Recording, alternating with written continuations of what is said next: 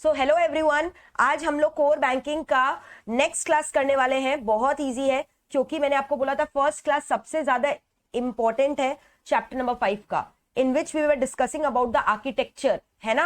Architecture में हम लोगों ने डिस्कस किया कि एक्चुअल में एक बैंक जो है वो कैसे परफॉर्म करता है, उसका फ्रंट एंड में क्या क्या पार्ट्स होता है, बैक एंड में क्या क्या पार्ट्स होता है, डेटा सेंटर क्या होता है, डेटा सेंटर जहां पे बड़े बड़े सर्वर कंप्यूटर रखे रहते हैं, डेटाबेस सर्वर रखा हुआ रहता है जो जहां पे जितने भी ब्रांचेस है, चाहे ग्लोबली लोकेटेड हो, नेशनली लोकेटेड हो, सबका डेटा एक वेयर हाउस में स्टोर्ड रहता है, सेंट्रलाइज डेटाबेस मेंटेन करता है। फिर उसके अलावा एप्लीकेशन सॉफ्टवेयर जो बड़ा महंगा करोड़ों का सॉफ्टवेयर है जो कोर बैंकिंग करने के लिए कंपनियां, बैंकिंग कंपनियां अप्लाई करती है।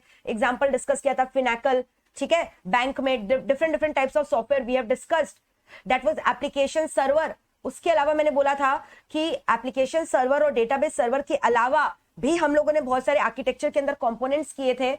अलग अलग जो क्लाइंट्स है, हर एक क्लाइंट के लिए क्या बना दिया गया है बताओ, चैनल सर्वर। लाइक इंटरनेट के लिए internet banking channel server, internet banking के लिए इंटरनेट बैंकिंग चैनल सर्वर। फिर हर एक चैनल सर्वर का अपना एप्लीकेशन सॉफ्टवेयर और अपना डेटाबेस सॉफ्टवेयर है।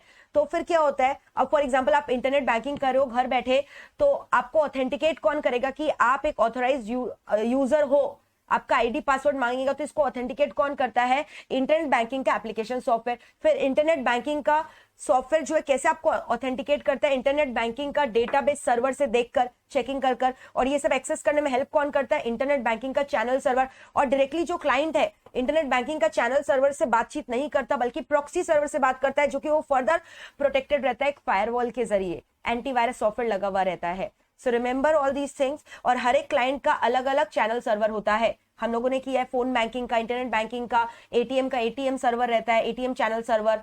रिमेंबर ऑल दीज पॉइंट्स और नॉट, टेल मी ये सब याद आ रहा है कि नहीं। So you have to use all these words in your exam, ठीक है। I internet banking channel server, so IBCS, IBAS, AS मतलब एप्लीकेशन सर्वर, और IBDS मतलब इंटरनेट बैंकिंग डेटाबेस सर्वर, है ना। ये सब हम लोगों ने डिस्कस किया था। So I hope you we are through with all these things. तो आज हम लोग डिस्कस करने वाले हैं एकदम इजी टॉपिक, एकदम इजी टॉपिक। फटाफट मुझे बताओ, चलो मैं आपको पीपीटी बाद में दिखाऊंगी, पहले हम लोग ये डिस्कस करेंगे। आप अपने आप कॉमन सेंस से बताओ एक बैंक्स का फंक्शन क्या क्या होता है, what are the functions which a bank is rendering. अच्छा, उसके पहले आप मुझे ये बताओ what is a bank, bank होता क्या है। कैन आई से बैंक, एक एग्जांपल बताओ कमर्शियल बैंक का जिससे आप ट्रांजैक्शन करते हो। आप लोगों का बैंक अकाउंट है, कैन एनीवन टेल मी आपका बैंक अकाउंट कहां पे है, बताओ बैंक अकाउंट कहां कहां पे है। What is a bank, bank होता क्या है, what is a bank, what is a bank, bank होता क्या है। कहने से बैंक एक फाइनेंशियल इंस्टीट्यूशन है जो कि क्या करता है, डिपॉजिट एक्सेप्ट करता है पब्लिक से, है ना, और लोन ग्रांट करता है कॉमन पब्लिक को, डिमांड डिपॉजिट क्रिएट करता है। तो ये हो गया बैंक का function. Alright, so bank is nothing, it's a kind of financial institution. Bank क्या है बताओ, bank is a financial institution, है ना, it is a financial institution जो क्या करता है बताओ, ये क्या करता है, ये डिपॉजिट एक्सेप्ट करता है ना from the public, which accept deposits from the public, right, and public से डिपॉजिट एक्सेप्ट करता है और क्या करता है, एंड क्रिएट, क्रेडिट क्रिएशन भी तो इसी का फंक्शन है। It also create demand deposits, it create demand deposits by, also कैसे करता है, वाइल साइमल्टेनियसली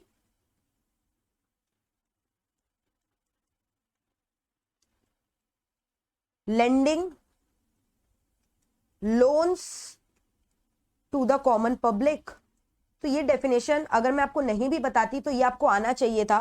बैंक क्या होता है, एक फाइनेंशियल इंस्टीट्यूशन है। बैंक एक फाइनेंशियल इंस्टीट्यूशन है जो क्या करता है, लोन एक्सेप्ट करता है, सॉरी डिपॉजिट एक्सेप्ट करता है पब्लिक से, और वो जो डिपॉजिट एक्सेप्ट करता है उसको प्राइमरी डिपॉजिट बोलते हैं। फिर उससे बैंक क्या करता है, कुछ सीआरआर काटता है, कुछ एसएलआर काटता है, और फिर जो रुपया बचता है वो लोन के फॉर्म में पब्लिक को दे देता है। और इसी प्रोसेस को बोलते हैं credit creation. Bank is creating credit in the economy, but credit control कौन करता है, क्रेडिट कंट्रोल करता है आरबीआई।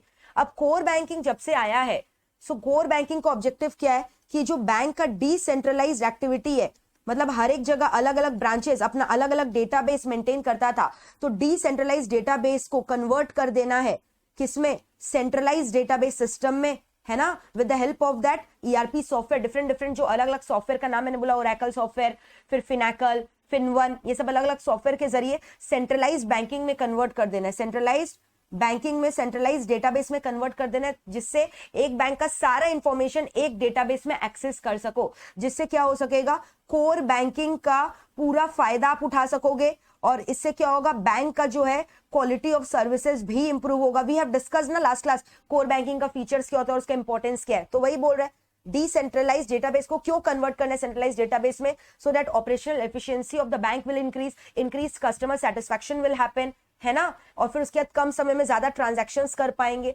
इतने सारे इंपॉर्टेंस है कोर बैंकिंग का। कोर बैंकिंग मतलब सब कुछ सेंट्रलाइज मेंटेन हो रहा है, centralize database. We have discuss the architecture centralize database का, एक ही जगह डेटा सेंटर होता है, वहां एप्लीकेशन सॉफ्टवेयर होता है। रिमेंबर द डायग्राम, ये डायग्राम याद है, मैंने आपको दिखाया था लास्ट क्लास, ये देखो।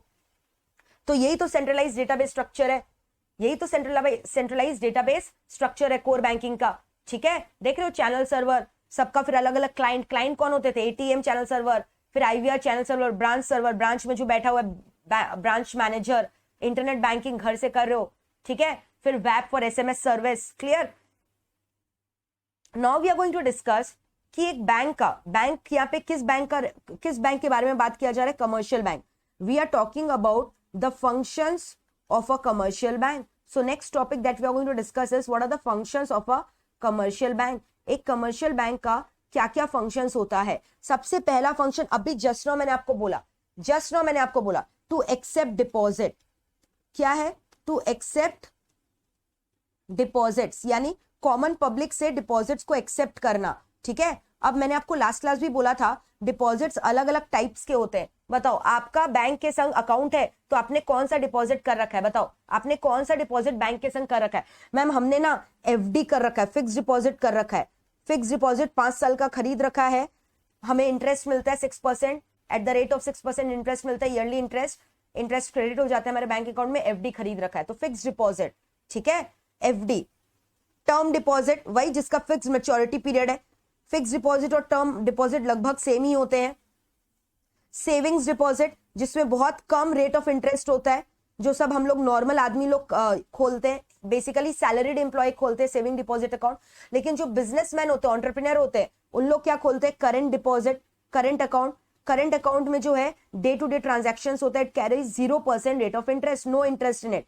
लेकिन सेविंग में लो रेट ऑफ इंटरेस्ट, और फिक्स डिपॉजिट और टर्म डिपॉजिट में हाई रेट ऑफ इंटरेस्ट रहता है ना। Very high rate of interest किसमें रहता है, एफडी। क्यों? क्योंकि उसका मैच्योरिटी पीरियड लंबा रहता है। 5 साल का एफडी, 3 साल का एफडी, 10 साल का एफडी लोग करवाते हैं। उसके पहले आप विड्रॉ नहीं कर सकते अमाउंट, करोगे तो आपका कुछ अमाउंट जो है फोरफीट होता है, इंटरेस्ट का अमाउंट नहीं मिलता है। और saving deposit carries very nominal और low rate of interest. Current account carry 0% interest, no interest at all. और इसके अलावा और एक होता है रेकरिंग डिपॉजिट। और एक क्या होता है बताओ, रेकरिंग अकाउंट नहीं खोलते, रेकरिंग अकाउंट, रेकरिंग डिपॉजिट, ठीक है, जिसका कोई फिक्स्ड एज सच डिपॉजिट नहीं करना, आपका कोई फिक्स्ड मिनिमम बैलेंस भी मेंटेन करने का दरकार नहीं है। मतलब हर साल आप इतना रुपया डिपॉजिट करते हो, may be 10,000 20,000, so it's a kind of recurring deposit, clear है। तो सैलरीड एम्प्लॉय जो होते हैं, मैंने बोला, या जो हाउस होल्ड पीपल होते हैं, या सैलरीड एम्प्लॉय होते हैं, या जो बेसिक हाउस होल्ड होते हैं, वो लोग अपना क्या खुलवाते हैं, सेविंग डिपॉजिट। और जो बिजनेसमैन होते हैं या एक एंटरप्रेन्योर होता है, वो क्या खुलवाता है, करंट अकाउंट, ठीक है। और एफडी जनरली जिसके पास बहुत सारा पैसा और उसको अपना डिपॉजिट करना है पैसा को, so accept deposit. So the first function of a commercial bank is to accept deposit. बताओ, अब ये एग्जाम में आएगा, डिपॉजिट्स के बारे में लिखना है, आप लिख नहीं पाओगे, इससे इजी कुछ है बताओ, एक्सेप्ट डिपॉजिट नहीं लिख पाओगे, आराम से लिख लेंगे मैम। सेकेंड इंपॉर्टेंट फंक्शन बताओ क्या है, डिपॉजिट बैंक ने एक्सेप्ट किया तो बैंक इस रुपया का करता क्या है, छुट्टी मनाने चल जाता है, हॉलिडे करने चला जाता है, क्या करता है, इसी रुपया से तो लोन्स देता है। आप बैंक से लोन लेने जाते हो, बैंक अपना घर से पैसा लाकर आपको लोन देता है, नहीं, जो दूसरे पब्लिक से रुपया इकट्ठा किया उसी रुपया से आपको लोन देता है। सो सेकंड फंक्शन क्या हो गया, granting of loans and advances, granting of loans and advances. अब आपको पता है लोन्स और एडवांसेस भी जो है ना अलग अलग टाइप्स के होते हैं। बताओ क्या क्या type of loan and advances आप लेते हो, एक कमर्शियल बैंक से अलग अलग लोन्स लेते हो, क्या क्या टाइप का लोन्स लेते हो बताओ। मैम हम लोग ना कंजम्पशन लोन लेते हैं, अभी हाल ही में ना एक कार लोन लिया है, बैंक से अप्रूव करवाया आईसीआईसीआई बैंक से।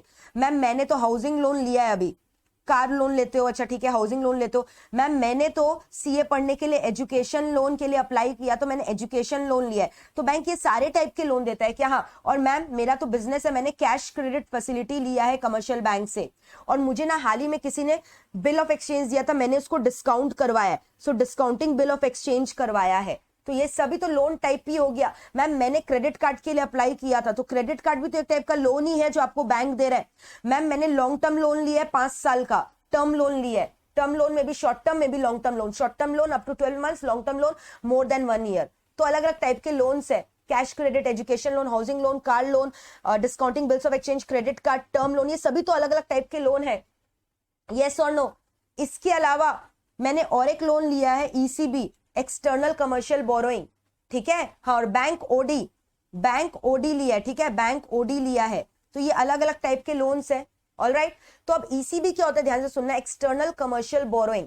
एक्सटर्नल कमर्शियल बोरोइंग क्या होता है? ये एक टाइप का डॉक्यूमेंट है जो आपका बैंक इशू करता है बेसिकली कॉर्पोरेट बोरोवर्स को और पब्लिक सेक्टर कंपनियां को, जिनको फॉरेन मनी में, फॉरेन करेंसी में लोन रेज करना है, who wants to take the loan from the foreign bank, foreign country से उन लोग लोन ले रहे, तब ईसीबी इशू किया जाता है। समझ में? सो बेसिकली ईसीबी कब इशू किया जाता है? व्हेन कॉर्पोरेट बोरोअर्स, मतलब इंडियन के जो कॉर्पोरेट कंपनीज लोग हैं, इंडियन के कंपनी है या फिर इंडियन गवर्नमेंट कंपनीज है, पब्लिक कंपनीज या प्राइवेट कंपनीज, इन्हें बोरो करना है कहां से?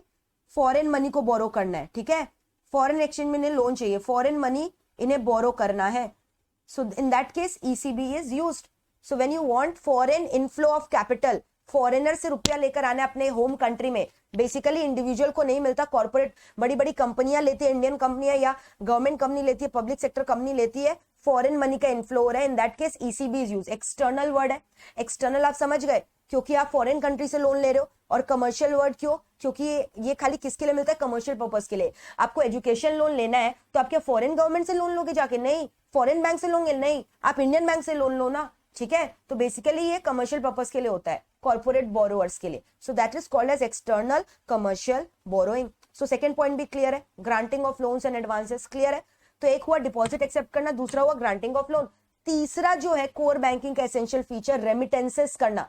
रेमिटेंसेस मतलब फॉर एग्जांपल मान लो मेरा बैंक अकाउंट में रुपया है, बट मेरे बैंक अकाउंट से मुझे रुपया ट्रांसफर करना है किसी पेई को। मान लो मैंने कोई गुड्स खरीदा, मैंने कार खरीदा, अब कार के लिए मुझे रुपया देना है मिस्टर एक्स को, तो मेरे को क्या करना है? रुपया ट्रांसफर करना है मिस्टर एक्स के अकाउंट में। तो डीए के अकाउंट से मिस्टर एक्स के अकाउंट में रुपया को ट्रांसफर करना है, यानी एक बैंक ब्रांच से दूसरे बैंक अकाउंट में ट्रांसफर हो रहा है। हो सकता है दोनों ही बैंक ब्रांचेस जो आईसीआईसीआई बैंक के, या ऐसा भी हो सकता है कि मेरा बैंक अकाउंट आईसीआईसीआई में है और जो पेई है, मुझे जिसको पेमेंट करना है, उसका बैंक अकाउंट एचडीएफसी में। सो जो ट्रांसफर हो रहा है of bank balances from one bank to another bank or from one bank branch to different branch of the same bank, that is called as remittances.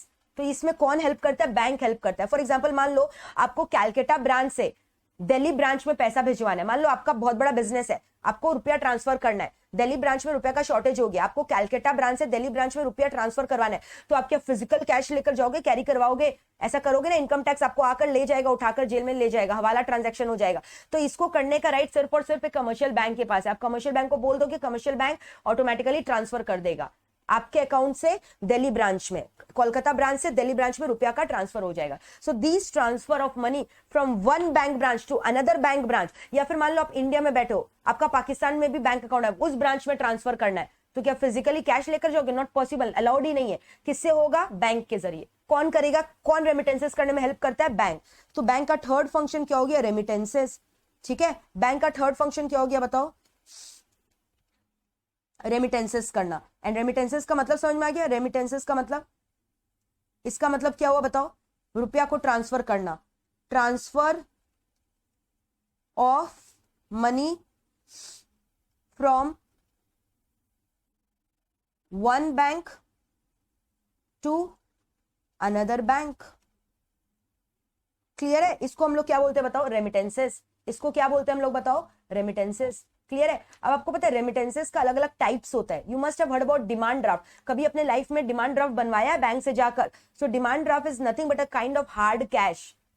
जब मैं डिमांड ड्राफ्ट बनवा रही हूं ना, तो तुरंत उस समय क्या होगा? मेरा अकाउंट डेबिट हो जाएगा, ड्राफ्ट बन जाएगा। जैसे ही ड्राफ्ट निकल के आएगा मेरा अकाउंट डेबिट हो जाएगा। और ड्राफ्ट में क्या लिखा हुआ रहेगा? ड्राफ्ट में क्या लिखा हुआ रहेगा? ड्राफ्ट में पेई का नाम लिखा रहेगा, पेई का डिटेल्स लिखा रहेगा जिसको पे करना है, that is called demand draft. और फिर जैसे ही पेई प्रेजेंट कर देगा अपने बैंक अकाउंट में जाकर, उसके अकाउंट में क्रेडिट हो जाएगा। सो डिमांड ड्राफ्ट से क्या होता है, it's a kind of instrument, ठीक है, which is drawn on the name of the payee and the moment you issue it to the payee, generally bearer होता है, पेई को आप दोगे, पेई जाएगा अपने बैंक अकाउंट में, देगा जाकर बैंकर को, बैंकर उसका तुरंत अकाउंट को क्रेडिट कर देगा।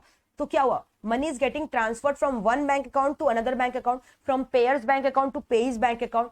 समझ में आया? तो इसको हम लोग बोलते हैं डीडी। तो ये भी तो रेमिटेंसेज ही हुआ, ट्रांसफर ही तो हुआ एक अकाउंट से दूसरे अकाउंट में, तो इसको हम लोग क्या बोलते हैं, demand draft. So what are we doing, we are discussing the types of remittances. Remittances का टाइप्स क्या क्या है, so we are discussing the type. सबसे पहला टाइप मैंने आपको क्या बोला, डिमांड ड्राफ्ट। कभी देखा है अपने लाइफ में डिमांड ड्राफ्ट? आज मैं आपको दिखाऊंगी। बताओ कितने जन ने कभी डिमांड ड्राफ्ट बनवाया है? डिमांड ड्राफ्ट बनवाया है कभी? It's like a hard cash only.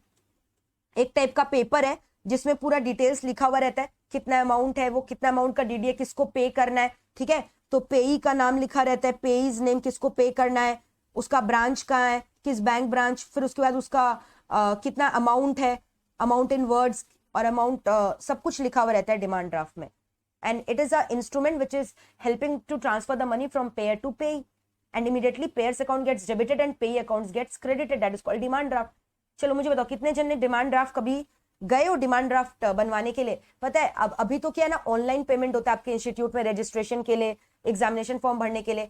हमारे टाइम पता है क्या होता था, जब हम लोग एग्जामिनेशन फॉर्म भरते थे ना, तो हमें डिमांड ड्राफ्ट बनवा के ले जाना पड़ता था आईसीआई के नाम पे, और फिर वो डीडी को जाकर सबमिट करना पड़ता था आईसीआई में, इंस्टीट्यूट में रजिस्ट्रेशन फॉर्म भरकर उसके साथ डीडी एक्सेप्ट करता था इंस्टीट्यूट, जब फिजिकल फॉर्म सबमिशन होता था, ठीक है। तो हम लोगों ने बहुत डिमांड ड्राफ्ट बनवाया। हम लोग बैंक में लगते थे, लास्ट डे में जनरली हम लोग सबमिट करते थे फॉर्म्स को, तो बैंक में जाते थे, बैंक में डीडी बनवाते थे। DD was payable to ICAI, institute of chartered accountancy of India. फिर उसको हम लोग बनवाकर फॉर्म को भरकर इंस्टीट्यूट में जाकर फिजिकली सबमिट कर देते थे। The ICAI used to accept demand draft initially. अभी तो सब ऑनलाइन हो गया, हम लोग सब डिजिटल पेमेंट करते हैं, है ना, तुरंत debit card credit card swipe किया, पैसा कट गया, हमारे डिटेल्स भरा, पैसा कट गया, ठीक है। फिर have you ever heard about male transfer? कभी मेल ट्रांसफर के बारे में सुना है? मेल ट्रांसफर, मेल ट्रांसफर के बारे में सुना है? बताओ। इसका और एक नाम है टेलीग्राफिक ट्रांसफर भी बोलते हैं, या इलेक्ट्रॉनिक मेल ट्रांसफर भी बोलते हैं, तीनों एक ही है, ठीक है। Mail transfer, telegraphic transfer, EMT, कभी सुना है इसके बारे में? Have you ever heard about it? जैसे अब डिमांड ड्राफ्ट में आप देखोगे, डिमांड ड्राफ्ट एक फिजिकल पेपर है जो आपके हाथ में आ जाएगा, बैंक बना कर देगा आपको।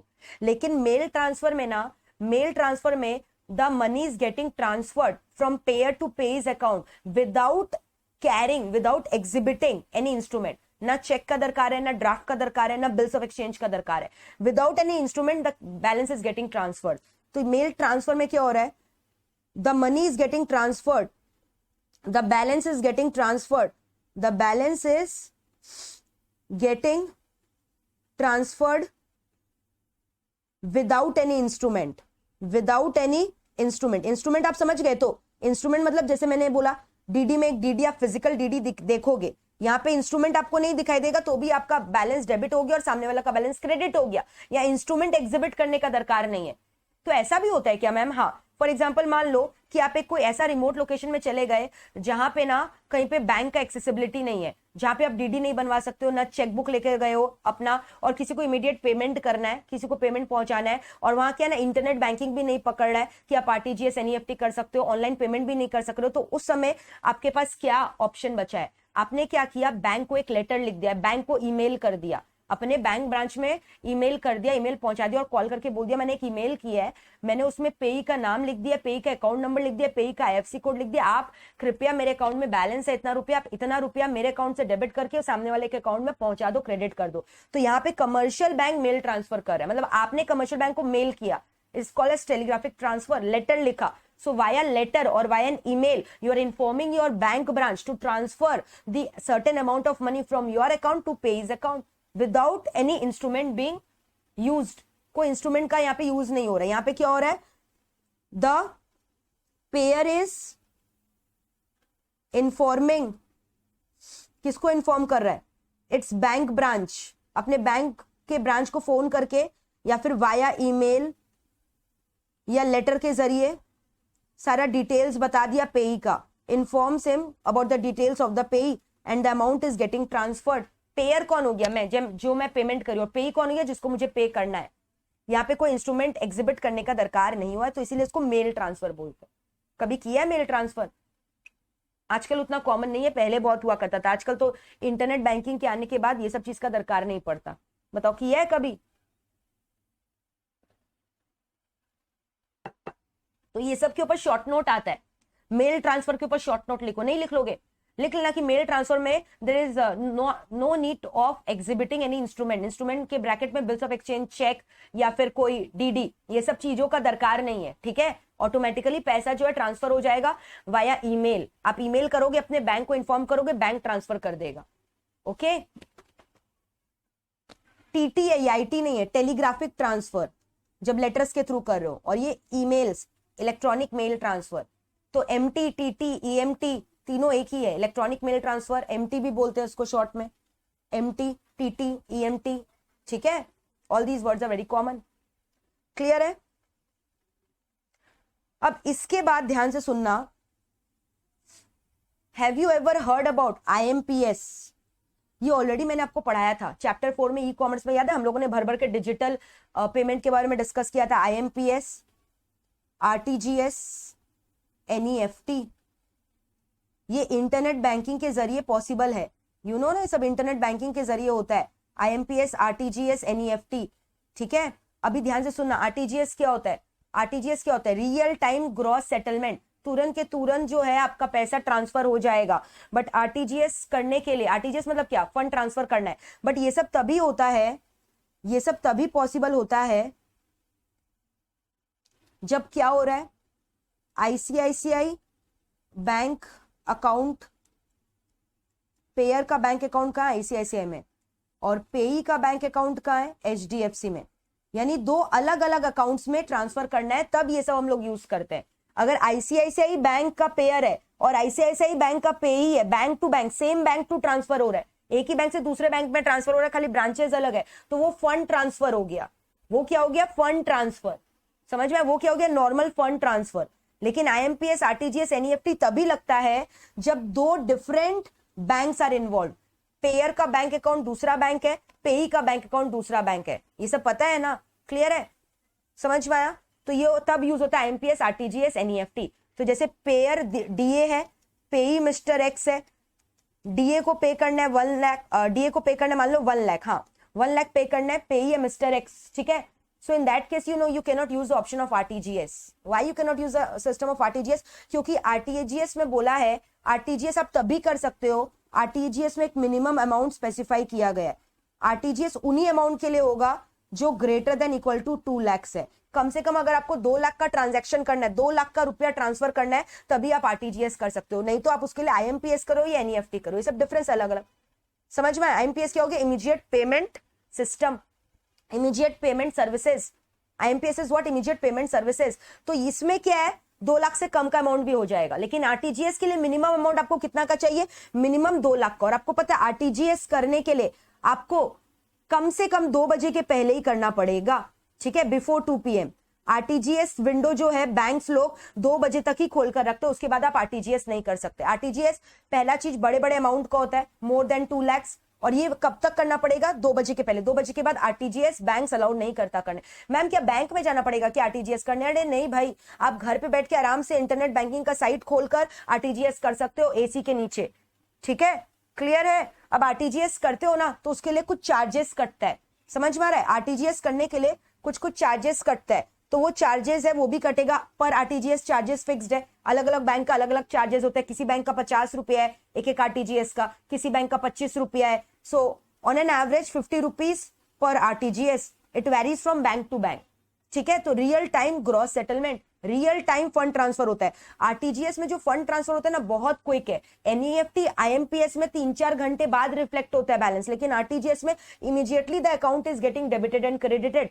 रियल टाइम, तभी तो रियल टाइम वर्ड बोला गया, इसीलिए यहाँ पे चार्जेस भी ज्यादा है। रियल टाइम होता है, real time, real time fund transfer. ठीक है, रियल टाइम फंड ट्रांसफर, तुरंत के तुरंत 4 लाख का पेमेंट करना, आरटीजीएस कर दिया, अभी आरटीजीएस किया, तुरंत के तुरंत फंड मेरा ट्रांसफर हो गया, मेरा बैलेंस डेबिट हो गया और सामने वाला का बैलेंस क्रेडिट हो गया।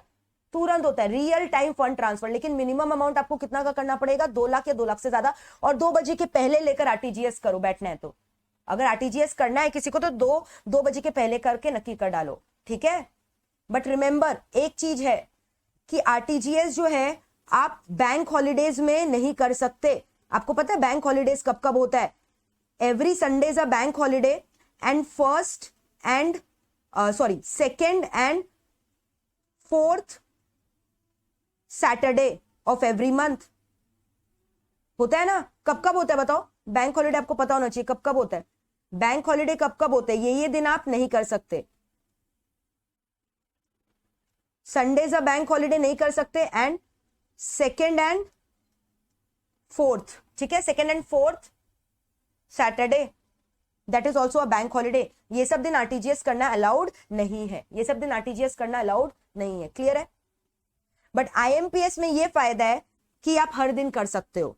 ये सर्विसेज 24 आवर्स अवेलेबल है, even on bank holidays. Even on bank holidays you can do the IMPS, तो ये फायदा है। लेकिन क्यों लोग आरटीजीएस करते हैं? क्योंकि आरटीजीएस तुरंत होता है, तुरंत रिफ्लेक्ट होता है।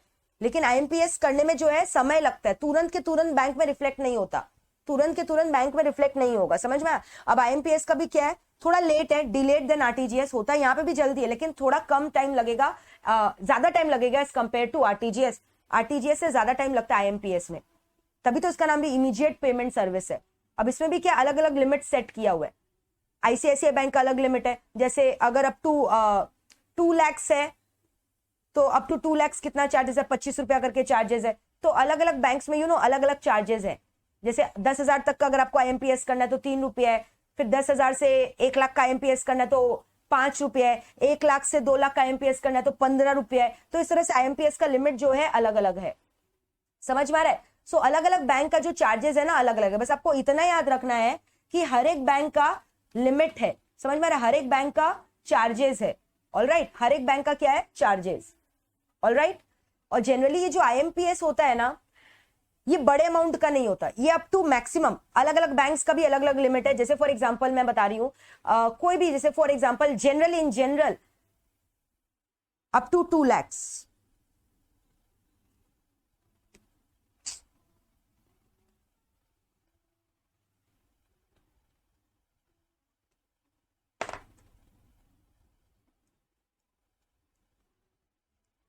ठीक है, क्लियर है? तो मिनिमम लिमिट जो है 1 लाख है, किसी में 2 लाख है, ऑलराइट। तो सब बैंक्स में जो है अलग अलग है, सब बैंक्स में लिमिट्स जो है अलग अलग है, ऑलराइट।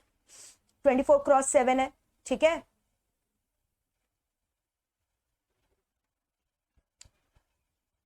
याद रहेगा ये सब, देख लो एक बार अच्छे से।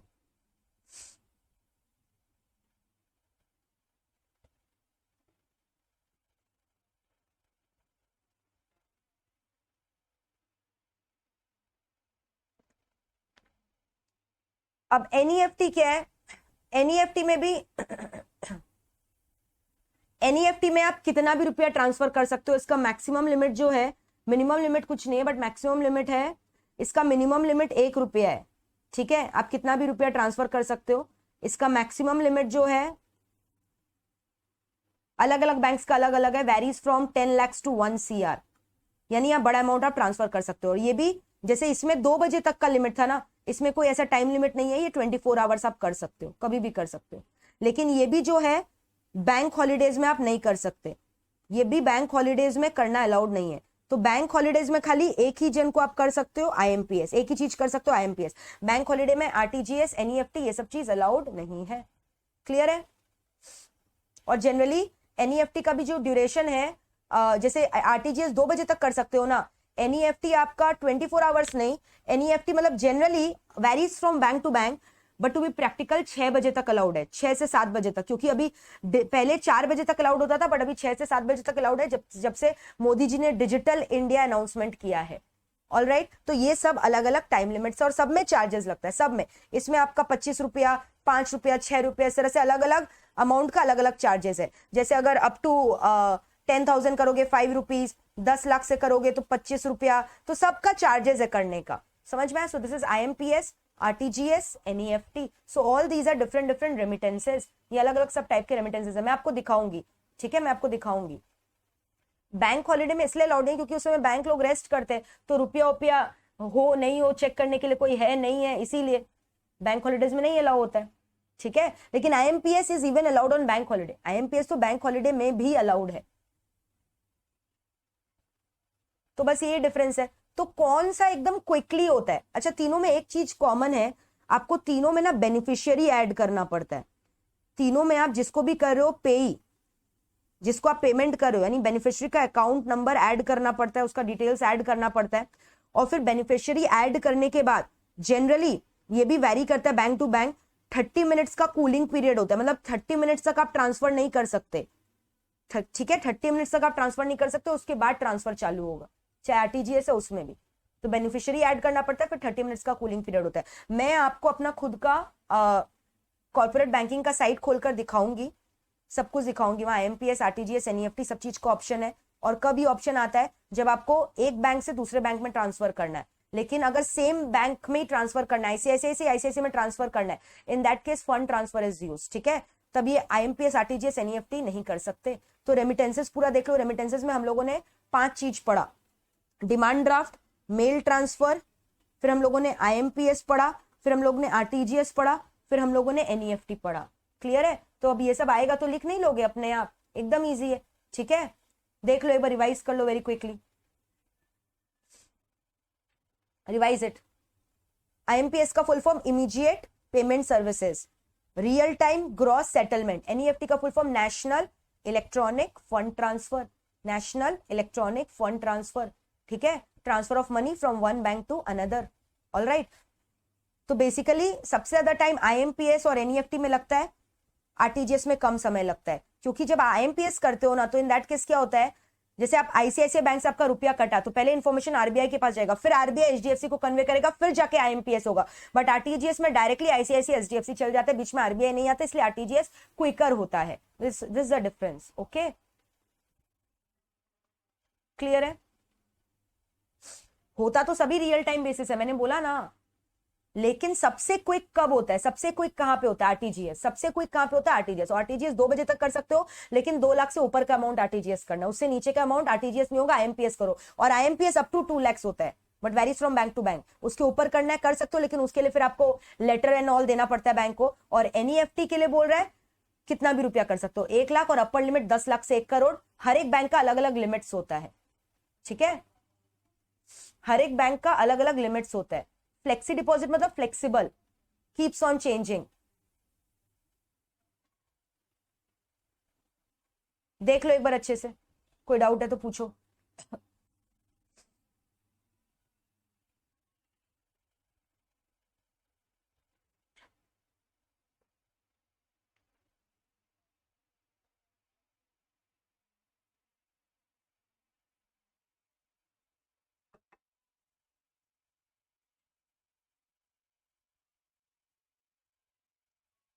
फ्लेक्सी मतलब ऐसा होता है ना, दोनों का बेनिफिट हो गया, डिमांड डिपॉजिट का भी और फिक्स डिपॉजिट का भी, ताकि कस्टमर्स को एनकरेज करे बैंक की वो लोग एफडी करवाए. तो बोलता है 2-3 साल तक जो है आप कभी भी चाहो सेविंग्स को विड्रॉ कर सकते हो, बट उसके बाद लॉक इन पीरियड हो जाता है. यानी दोनों टाइप का नेचर है उसमें, एफडी का भी और डिमांड डिपॉजिट का भी. That is called flexi deposit. Okay, clear है? तो बैंक का 3 फंक्शन तो एकदम क्लियर हो गया. Accept deposit, granting of advances, loans, सबका टाइप्स किया, फिर रेमिटेंसेस किया, उसका भी टाइप्स किया. एकदम डन, यहां तक कोई डाउट नहीं है. फिर इसके बाद अब हम लोग नेक्स्ट क्या करने वाले हैं? Third, fourth function, collection. Commercial bank का फोर्थ फंक्शन क्या है? कलेक्शन. क्या चीज का कलेक्शन करना? क्या चीज का कलेक्शन करना? आप बताओ, क्या चीज का कलेक्शन करेगा? बैंक अपने कस्टमर्स के बिहाफ में कलेक्ट करता है ना पेमेंट को. अब जैसे गवर्नमेंट एजेंसीज है, टैक्स का पेमेंट कलेक्शन सब बैंक्स करता है, banks act as an agent. ठीक है, फिर उसके बाद आप पेमेंट जो भी करते हो, जैसे इलेक्ट्रिसिटी का चार्जेस है उसका पेमेंट करना. तो कलेक्शन एंड पेमेंट दोनों ही हो गया इसके अंदर, कलेक्शन एंड पेमेंट दोनों ही. डिविडेंड का कलेक्शन करना, बैंक एजेंट की तरह नहीं एक्ट करता, ऑटोमेटिकली आपने बैंक को स्टैंडिंग इंस्ट्रक्शंस दे रखा है कि इतना ड्यू डेट है, इलेक्ट्रिसिटी बिल मेरे अकाउंट से डेबिट करवा देना, आप पेमेंट कर देना, या मेरा डिविडेंड आने वाला आप रिसीव कर लेना, मेरे रेंटल चार्जेस आने वाला आप रिसीव कर लेना, मेरे अकाउंट को क्रेडिट कर देना। उसके लिए बैंक थोड़ा सा चार्जेस लेता है, समझ में आ रहा है, बैंकिंग चार्जेस लेता है, वो ऑटोमेटिकली डेबिट हो जाता है आपके अकाउंट से, दैट्स कॉल्ड कलेक्शन पेमेंट। समझ में आया। फिर इसके अलावा क्या है, fifth point, clearing. Clearing, you know RBI acts as a clearing house agent, but उसको फैसिलिटेट कौन करता है, कमर्शियल बैंक। क्लियरिंग होता क्या है, क्लियरिंग करना मतलब क्या होता है, have you heard about ECS mandate, electronic clearing services. इसमें दो वर्ड्स आपको सीखने हैं, ईसीएस मैंडेट जिसमें ईसीएस डेबिट के बारे में पढ़ोगे और ईसीएस क्रेडिट के बारे में पढ़ोगे, ठीक है, that is called ECS mandate, automated clearing, electronic clearing system. और दूसरा पढ़ोगे एमआईसीआर कोड के बारे में, एमआईसीआर कोड, ठीक है। अब ये दो चीज क्या होता है, ध्यान से सुनना। क्लियरिंग होता क्या है, पहले ये समझो क्लियरिंग वर्ड का मतलब क्या होता है। फॉर एग्जाम्पल, मिस्टर एक्स को चेक मिला है ना, चेक किसका मिला, आईसीआईसीआई का, डीए ने इशू किया था ना, डीए ने आईसीआईसीआई, डीए का अकाउंट का था आईसीआईसीआई बैंक में, तो डीए ने किस बैंक अकाउंट का चेक काट के दिया, मिस्टर एक्स को, आईसीआईसीआई का। लेकिन मिस्टर एक्स का अकाउंट तो कहां है, एचडीएफसी में, तो एचडीएफसी में वो जाकर आईसीआईसीआई का चेक दे दिया। समझ में आ रहा है, एचडीएफसी बैंक में आईसीआईसीआई का चेक चला गया, तो अब ये एचडीएफसी का तो चेक नहीं, आईसीआईसीआई बैंक का चेक है। सो इन दैट केस क्या होता है, क्लियरिंग हाउस एजेंट रहता है, RBI generally acts as a clearing house, वो चेक करता है और फिर रेस्पेक्टिवली क्या करेगा, एचडीएफसी बैंक अकाउंट में मिस्टर एक्स का बैलेंस को क्रेडिट कर देगा और आईसीआईसीआई बैंक अकाउंट से डीए का बैंक अकाउंट को डेबिट कर देगा। तो ये सब वेरिफिकेशन करना पड़ता है, चेक करना पड़ता है, इंटर सेटलमेंट करना पड़ता है चेक्स का, तो इसी को बोलते हैं क्लियरिंग हाउस फंक्शन। अब क्या होता है ना, ये सारे जो चेक्स होते हैं ना, ये जो चेक्स मैंने बोला, फॉर एग्जाम्पल ये आईसीआईसीआई का चेक्स है, ये चेक के नीचे एमआईसीआर कोड लिखा हुआ रहता है, तो अगर ये एमआईसीआर कोड है तो इससे क्या होगा, क्लियरिंग प्रोसेस ऑटोमेटेड हो जाएगा, तुरंत के तुरंत हो जाएगा, ठीक है। मशीन्स जो है वो ऑटोमेटिकली एमआईसीआर कोड को पढ़कर क्लियरिंग को ऑटोमेटिकली फंक्शन कर देगा। तो क्लियरिंग हाउस दो टाइप का होता है, क्लियरिंग फंक्शन एक एमआईसीआर कोड के लिए अलग होता है और एक होता है नॉन एमआईसीआर क्लियरिंग, जहां पे एमआईसीआर कोड नहीं रहता है, वहां थोड़ा समय लगता है क्लियरिंग ऑफ चेक्स करने में। सो this is called clearing house function. समझ में आया।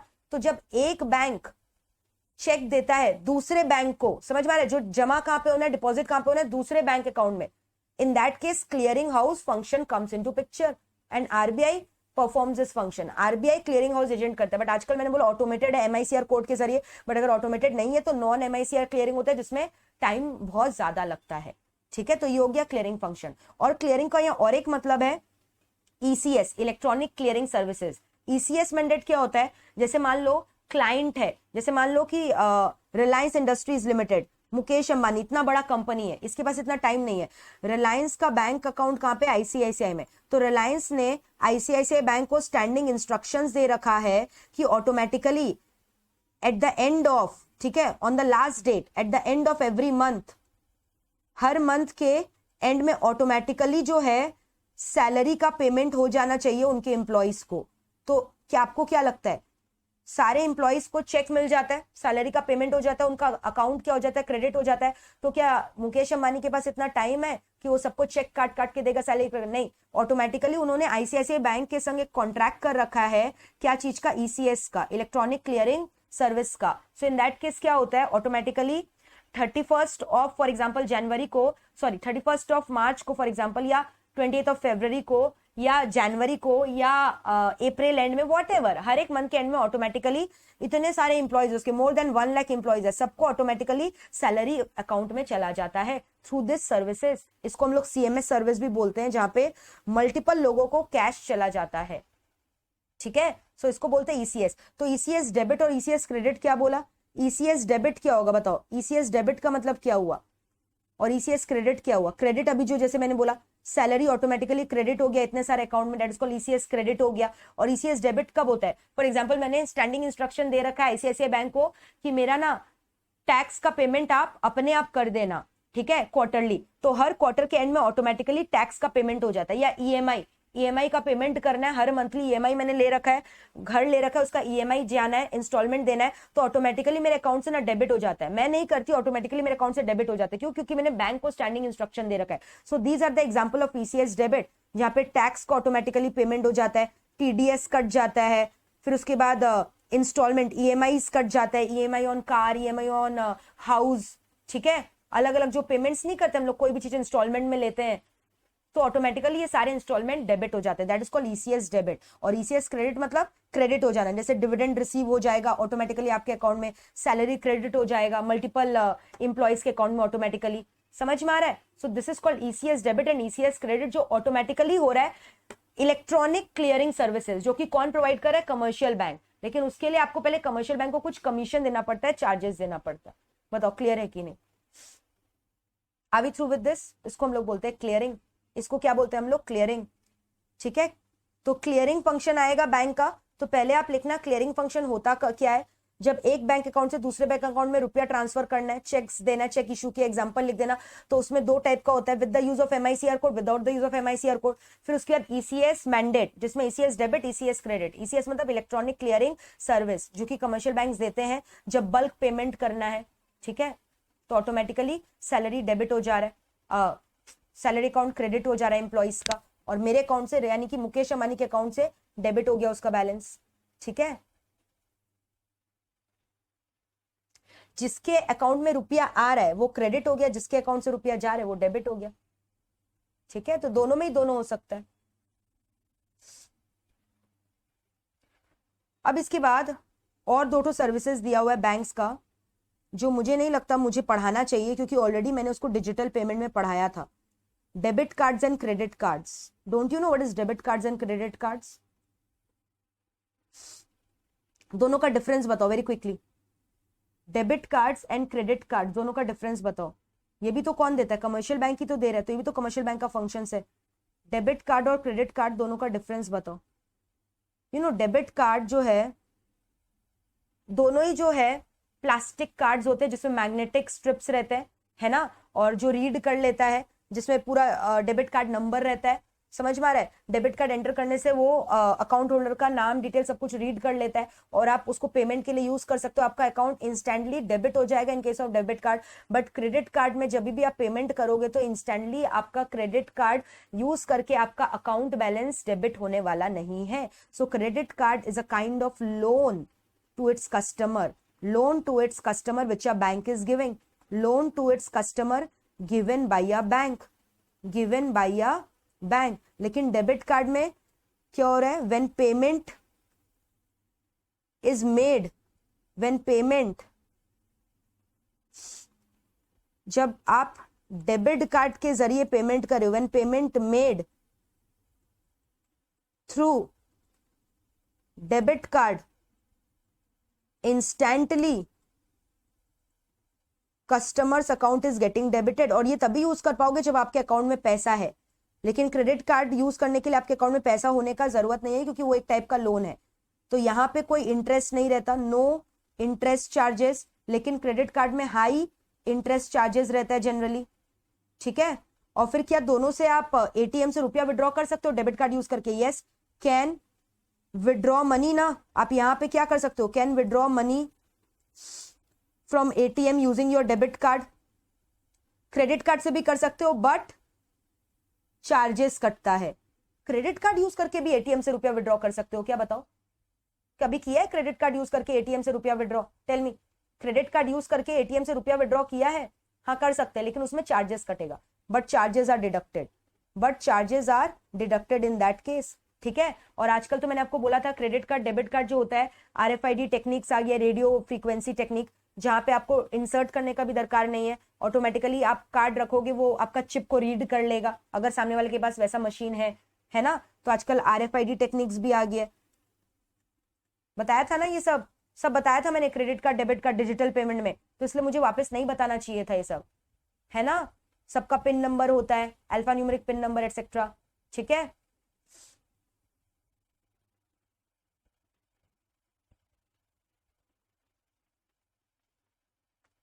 डन, सो दैट्स इट, हमारा हो गया फंक्शंस। क्या चीज का फंक्शंस हमने कर लिया?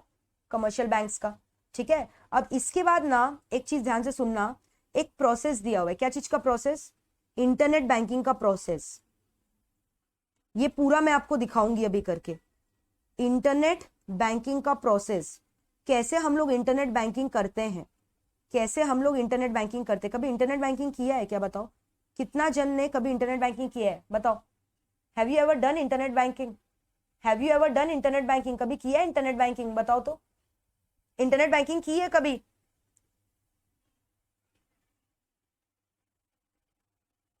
क्या करते हो? अच्छा, इंटरनेट बैंकिंग किया है तो इंटरनेट बैंकिंग का आईडी पासवर्ड है क्या आपके पास? इंटरनेट बैंकिंग किया है तो इंटरनेट बैंकिंग का आईडी पासवर्ड है? बताओ, आईडी पासवर्ड है इंटरनेट बैंकिंग का? बताओगे मेरे को? बताओगे इंटरनेट बैंकिंग का अपना आईडी पासवर्ड? बताओगे क्या है आपका आईडी पासवर्ड इंटरनेट बैंकिंग का? नहीं बताओगे? अच्छा ठीक है, मत बताओ। ओके, वैसे भी किसी को नहीं बताना चाहिए इंटरनेट बैंकिंग का आईडी पासवर्ड। तो ध्यान से सुनना, ऐसे ही नहीं है कि आपको, आप मान लो कि आपने अपना एक बैंक अकाउंट खोला ताजा ताजा आईसीआईसीआई के संग, तो आपको इंटरनेट बैंकिंग का सर्विसेज आईसीआईसीआई बैंक ऐसे ही नहीं दे देगा, उसके लिए आपको अप्लाई करना पड़ता है। तो सबसे पहला स्टेप क्या होता है? स्टेप सुनना, इसके ऊपर शॉर्ट नोट आ सकता है 4 to 5 मार्क्स का, short note on process of internet banking. तो सबसे पहले क्या करोगे? अप्लाई करोगे, अप्लाई फॉर इंटरनेट बैंकिंग। ठीक है, सबसे पहले क्या करना पड़ता है? यूजर को इंटरनेट बैंकिंग के लिए अप्लाई करना पड़ता है। समझ में आ रहा है? ऐसे नहीं आप इंटरनेट बैंकिंग कर सकते हो, आपको अप्लाई करना पड़ता है। फिर आपने अप्लाई किया इंटरनेट बैंकिंग के लिए, तो आपका जो बैंक है जिसमें आपने अपना अकाउंट खोला है, फॉर एग्जांपल आईसीआईसीआई बैंक, तो आईसीआईसीआई बैंक आपको क्या करेगा? Will send customers internet banking ID and password, दोनों भेजता है। बैंक ही आपका आईडी पासवर्ड डिसाइड करके आपको भेज देता है through registered post. Registered post के जरिए आता है, ये आपको पता है? रजिस्टर्ड पोस्ट के जरिए, पूरा एकदम सील्ड रहता है, कॉन्फिडेंशियल लिखा हुआ रहता है। रजिस्टर्ड पोस्ट के जरिए आपको आपका आईडी पासवर्ड मिल जाता है, बैंक ने आपको भेज दिया। आपने इंटरनेट बैंकिंग के लिए अप्लाई किया, बैंक ने आपको आईडी पासवर्ड भेज दिया। अब वो आईडी पासवर्ड यूज करके आप लॉग इन करते हो। ठीक है, आपने लॉग इन किया। ठीक है, अब आपने लॉग इन कैसे किया? आप ध्यान से सुनना, फर्स्ट टाइम जब आपने लॉग इन किया, फर्स्ट लॉग इन, तभी आपको पासवर्ड को चेंज करना पड़ेगा। You have to change your password, और आपको अपना अच्छा अल्फा न्यूमेरिक कैरेक्टर सब लगा के एक बढ़िया सा पासवर्ड जनरेट करना पड़ेगा। समझ में आ रहा है? ये जो पासवर्ड आपको बैंक ने भेजा है, वो पासवर्ड को आपको चेंज करना पड़ेगा। वो यूज करके पहले आप फर्स्ट टाइम लॉग इन तो कर लोगे, but then you are suppose to change your password, बोला जाएगा। फिर उसके बाद आप क्या करोगे? बैंक आपको वो जो रजिस्टर्ड पोस्ट में दिया था ना, उसमें बैंक ने आपको यूआरएल भी दिया होगा, यूआरएल भी दिया होगा कि ये मेरा यूआरएल साइट है। ठीक है, तो आप क्या करोगे? जैसे उसमें लिखा हुआ है कि ये साइट खोलकर आप एक्सेस कर सकते हो www.icici.bank.com। तो यूआरएल कोड दिया होगा बैंक ने, तो अब ये यूआरएल कोड को यूज करके आपको लॉगिन करना है वेबसाइट में आईसीआईसीआई बैंक का। तो उसके लिए वेबसाइट को लॉगिन करने के लिए सबसे पहले आपके पास क्या होना जरूरी है, ये मैंने आपको बताया।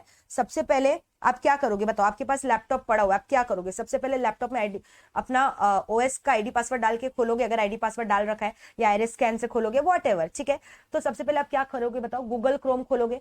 नहीं मैम, हम फायरफॉक्स खोलते हैं। ठीक है, नहीं मैम, मैं इंटरनेट एक्सप्लोरर खोलती हूँ, व्हाटएवर। तो आप सबसे पहले, ये क्या है? सब वेब ब्राउजर के नाम है। तो सबसे पहले आप क्या खोलोगे? Open the web browser. आप क्या खोलोगे? वेब ब्राउजर खोलोगे, है ना? और वेब ब्राउजर में क्या क्या हो गया? फायरफॉक्स, क्रोम, कुछ भी खोल लो जो आपका इच्छा। ठीक है, या इंटरनेट एक्सप्लोरर। समझ में आया? तो आपने वेब ब्राउजर खोला। तो अब जैसे ही आपने वेब ब्राउजर खोला, उसके बाद आप क्या करोगे बताओ? उसके बाद आप क्या करोगे? Tell me, come on. उसके बाद आप क्या करोगे? वेब ब्राउजर खोल लिया, चलो वेब ब्राउजर खोल लिया, उसके बाद क्या करोगे? वेब सर्वर आपको दिखाएगा। फिर आप क्या करोगे? आपको वेब सर्वर में कौन लेकर जाएगा? आपको आईसीआईसीआई का वेब पेज में, वेब सर्वर में कौन लेकर जाएगा? ये यूआरएल आप यहाँ पे www.iciicibank.com डालोगे, यानी वेबसाइट का एड्रेस डालोगे। इंटरनेट बैंकिंग है ना, इंटरनेट बैंकिंग करने का जो वेबसाइट है वो डालोगे, इंटरनेट बैंकिंग का वेबसाइट खोलोगे। तो जैसे ही आपने वेबसाइट डाला, वेबसाइट का नाम डाला, वेबसाइट आपको वेब सर्वर में कनेक्ट करेगा, और वेब सर्वर से आपका आईसीआईसीआई बैंक का वेब पेज खुल जाएगा। पेज खुल जाएगा ना, आईसीआईसीआई बैंक खुल जाएगा आपका, लॉगिन करोगे तो। आईसीआईसीआई बैंक लॉगिन किया, आईसीआईसीआई बैंक का पूरा वेब पेज खुल गया। समझ में आया? सो इन दैट केस क्या हो रहा है? ये जो इंटरनेट बैंक का एप्लीकेशन सर्वर है, आप उसके अंदर घुसना चाह रहे हो, लेकिन जैसे ही आईसीआईसीआई बैंक का ये होम पेज खुला, ये वेब पेज खुला, तो होम पेज ये सारे कस्टमर्स के लिए, आईसीआईसीआई बैंक के प्रेजेंट कस्टमर्स के लिए नहीं है, पोटेंशियल कस्टमर्स के भी आप भी खोल सकते हो। जरूरी नहीं आपका अकाउंट होल्डर होना जरूरी है आईसीआईसीआई बैंक का, ये सबके लिए। यानी जो front home page ICICI bank का वो आईसीआईसीआई बैंक का सर्विसेज के बारे में बता रहे हैं, वो क्या क्या सर्विसेज देता है, उसका प्रोडक्ट पोर्टफोलियो के बारे में बता रहे हैं एटसेट्रा, फ्रंट मॉड्यूल।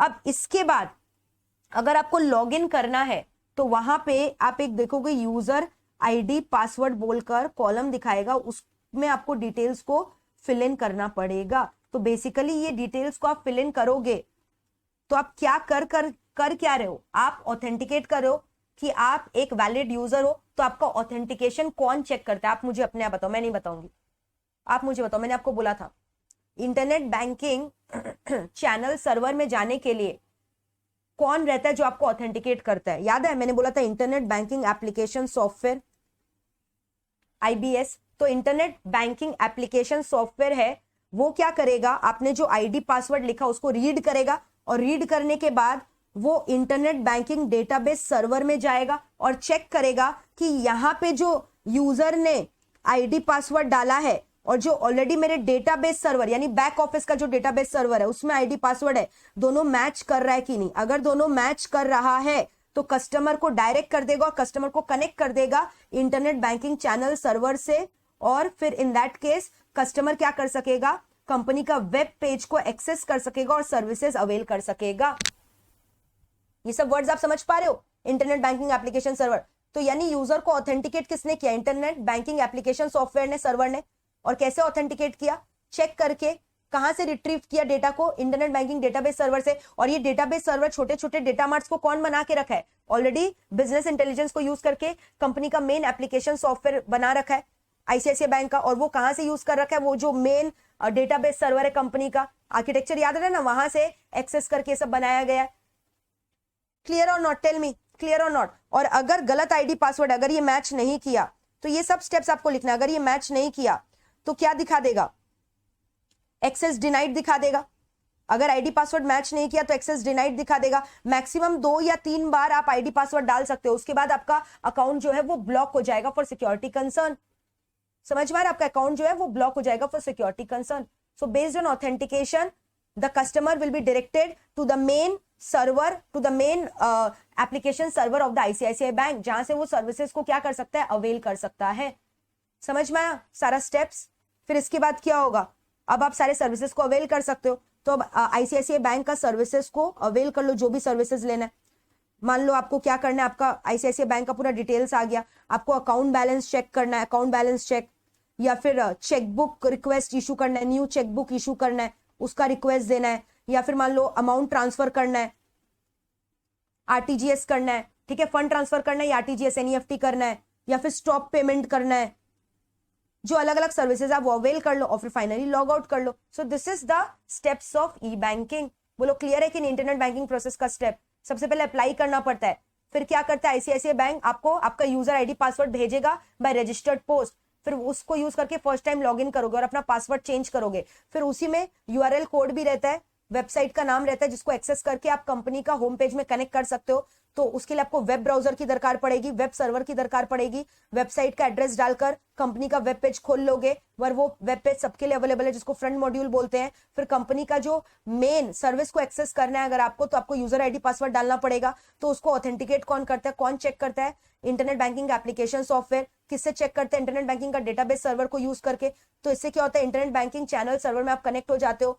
फिर आपको जो भी इंफॉर्मेशन देखना है, कनेक्टेड है, जो भी इंफॉर्मेशन है, इंटरनेट बैंकिंग चैनल सर्वर आपको सारे इंफॉर्मेशन दिखा रहे हैं। कहां से निकाल के दिखा रहा है, application software business intelligence use करके कंपनी का जो मेन आईसीआईसीआई बैंक का जो मेन डेटाबेस सर्वर है, वहां से इंफॉर्मेशन निकाल कर आपको दिए जा रहा है, ठीक है। और अगर मैच नहीं हुआ तो एक्सेस डिनाई हो जाएगा, 2-3 अटेम्प्ट दिया जाता है, नहीं तो फिर चेंज हो जाता है। और आप देखोगे जब भी आप आईडी पासवर्ड डालते हो ना, आईडी पासवर्ड एनक्रिप्टेड, आईडी तो नहीं बट पासवर्ड एनक्रिप्टेड में आएगा, कभी भी दिखाएगा नहीं, शो पासवर्ड को ऑप्शन नहीं रहता है ये सब में इंटरनेट बैंकिंग में। फिर सर्विसेज को अवेल कर लो जो करना है। So these are the steps of internet banking. तो इसके ऊपर शॉर्ट नोट आता है, समझ गए, लिख लोगे इंटरनेट बैंकिंग के ऊपर शॉर्ट नोट। बताओ इंटरनेट बैंकिंग के ऊपर शॉर्ट नोट लिख सकते हो, यस और no, come on tell me. देखोगे steps, do you want me to show you the steps? आओ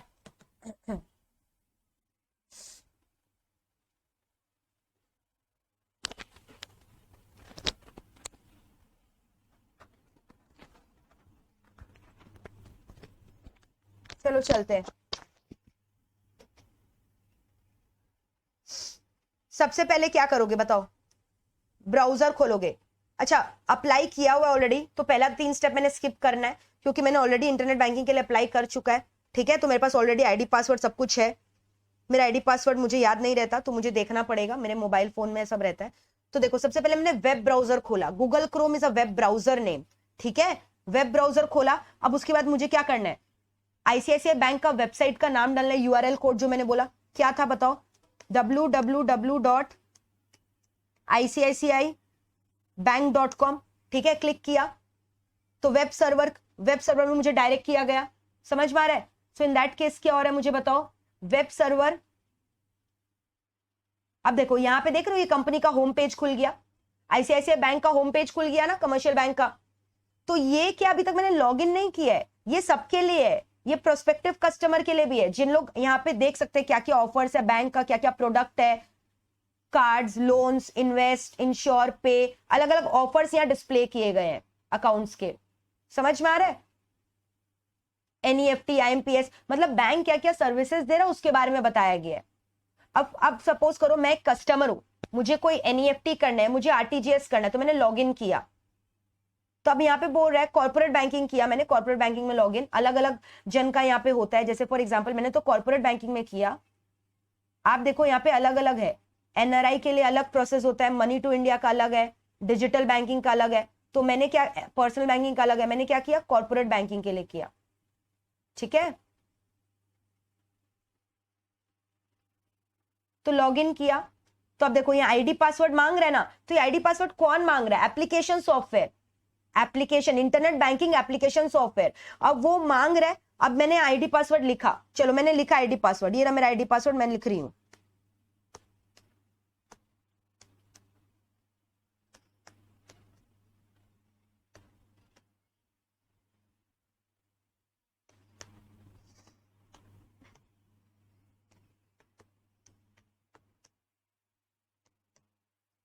ठीक है, अब देखो पासवर्ड, पासवर्ड देख रहे हो एनक्रिप्टेड फॉर्म में आएगा, password will come in encrypted form. Okay, password जो है वो एनक्रिप्टेड फॉर्म में आएगा।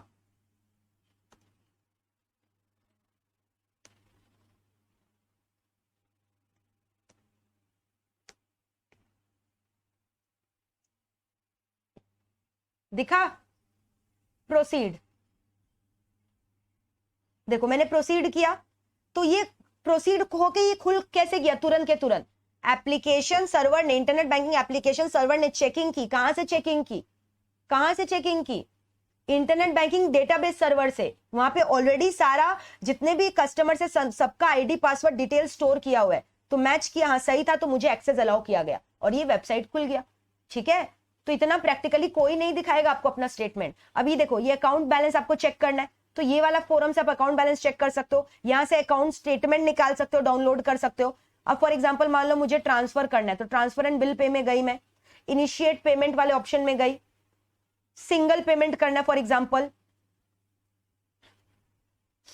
ठीक है, अभी देखो यहाँ पे सेल्फ, पे सेल्फ आप समझ गए, जब आईसीआईसीआई बैंक में मुझे ट्रांसफर करना है।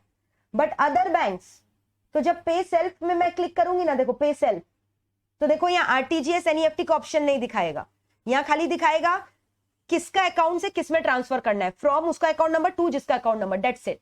लेकिन अगर मैं दूसरे अदर बैंक में ट्रांसफर करना चाह रही हूं, आईसीआईसीआई बैंक के अलावा दूसरे बैंक में, तो इन दैट केस देखो ये तीनों ऑप्शन आ रहे, देख रहे हो आप, एनईएफटी का ऑप्शन आ रहा है, आईएमपीएस, एनईएफटी, देख रहे हो ये सारे ऑप्शन आ रहे हैं ना, आईएमपीएस, एनईएफटी। फिर देखो आईएफसी कोड पूछता है, फ्रॉम टू, अमाउंट, रिमार्क्स, सब कुछ यहाँ पे ऐड करना पड़ता है। और फिर मैंने बोला था पे ही ऐड करना पड़ता है, पे ही ऐड करना पड़ेगा, फिर टू बेनिफिशियरी को ऐड करना पड़ता है, फिर आधी घंटे का कूलिंग पीरियड होता है। तो इस तरह से जो है हम लोग कर सकते हैं प्रोसेस। समझ में आया, क्लियर है? फिर देखो ये जो टैक्स पेमेंट, ईएफओ पेमेंट, ये जो मैंने बोला था ना, क्या चीज बताया था बताओ, electronic ECS service, ECS debit, तो ऑटोमेटिकली मैंने दे रखा है, ऑटोमेटिकली ड्यू डेट आने से मेरा टैक्स अकाउंट का बैलेंस जो है टैक्स कट जाता है, डेबिट हो जाता है, और टैक्स का पेमेंट कहां जाता है, गवर्नमेंट में। तो वो क्या हो गया, ईसीएस डेबिट। फिर सीएमएस के बारे में मैंने बोला था ना, कैश मैनेजमेंट सर्विस, जब बल्क पेमेंट करना है, एक संग बहुत जन को पेमेंट करना है, ठीक है, तो ये सब हो गया। सर्विस रिक्वेस्ट कोई देना है तो, क्लियर है, कलेक्शन, बिल पे, तो ये सारे जो है फैसिलिटीज अवेलेबल है। बिल पेमेंट, मैनेज पेई, इन्वेस्ट करना इन्वेस्ट कर सकते हो, ठीक है, सर्विस रिक्वेस्ट कोई देना है तो, chequebook issue and all right. Are we through with this? Easy था ना? चलो अब मैं आपको पूरा ये दिखाऊंगी, अभी तक हम लोग जितना भी हम लोगों ने किया है सब हम लोग पीपीटी से करेंगे। ये वाला पार्ट, आगे का जो मैं पार्ट्स पढ़ाऊंगी नेक्स्ट क्लास में, वो हम लोग डायरेक्टली इंस्टीकेमैट से करेंगे, क्योंकि उसमें कुछ प्रेजेंटेबल फॉर्म में दिखाने का नहीं है, इसमें है, इसीलिए मैंने इसको खूबसूरती से बनाया है। तो एक बार देख लेते हैं।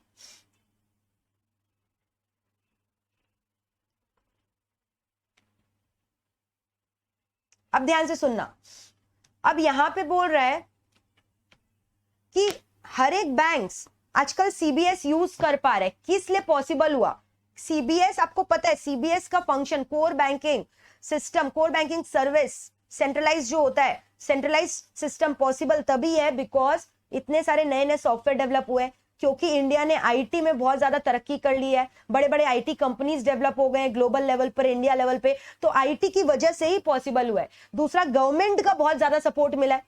तीसरा, इंडिया को पता है कि अगर ग्लोबल लेवल में हमें काम करना है, ग्लोबल बिजनेस से कॉम्पीट करना है, तो हमें भी कोर बैंकिंग को अडॉप्ट कर लेना चाहिए, ठीक है। एंड लास्टली, इंटरनेट इतना ज्यादा स्मूथली सबको एक्सेप्ट कर लिया, सबको इंटरनेट का यूजेज आता है, इसी वजह से इतना ज्यादा डिमांड हो गया है।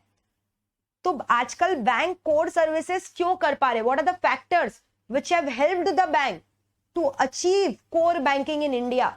सबसे पहले आईटी, सबसे पहले किसका रोल? मैंने बोला आईटी का रोल, ठीक है। पहला पेज कुछ नहीं है, खुद से रीड कर लेना। सबसे पहले मैंने क्या बोला? बिकॉज इंफॉर्मेशन टेक्नोलॉजी जो है बहुत ज्यादा डेवलप हो चुका है, ठीक है।